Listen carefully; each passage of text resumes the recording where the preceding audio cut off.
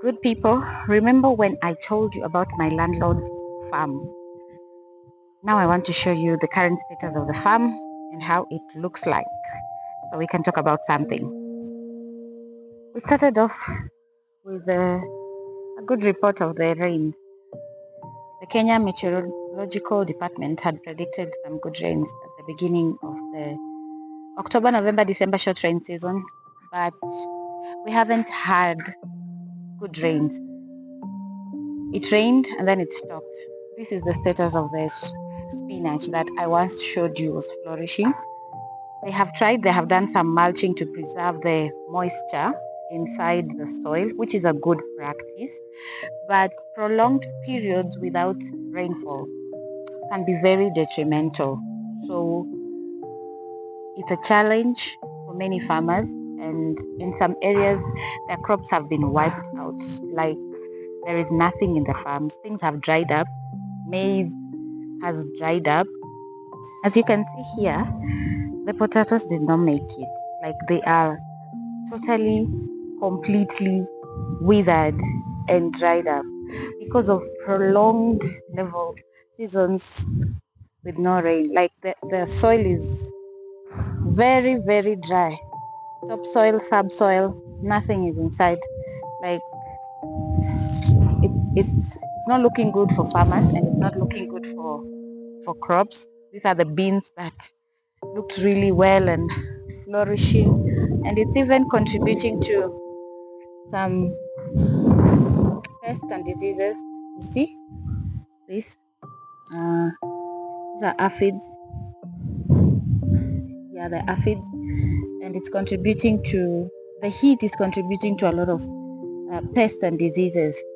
If not controlled, a farmer will lose the entire crop.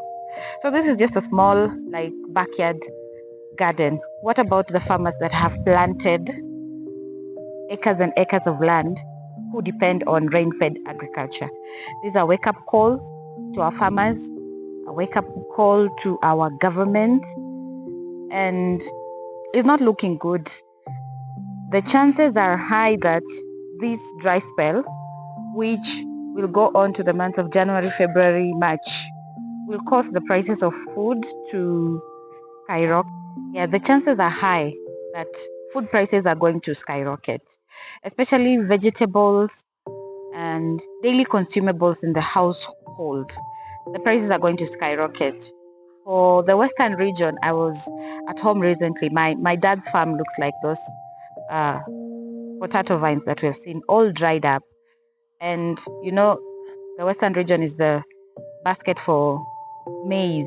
And if many farms are looking like this, it means we have a big problem, and it's going to have a ripple effect on our consumption, our farming practices, and the food prices.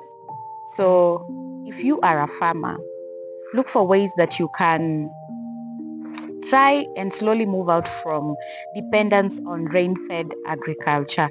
I know it is cheaper to use rain-fed agriculture, but when the climate pulls a surprise on us, like what is happening currently, when we were expected to have the short rains and we have extremely high temperatures, we have to be insured in a way as farmers. So let's think about irrigation, collecting rainwater, storage, the dams, man-made dams, the dam liners. Let's think about such things so that we cannot be heavily dependent on rain-fed agriculture, to avoid losing our crops, losing our effort, losing our time, and just being in this cycle of losses as farmers.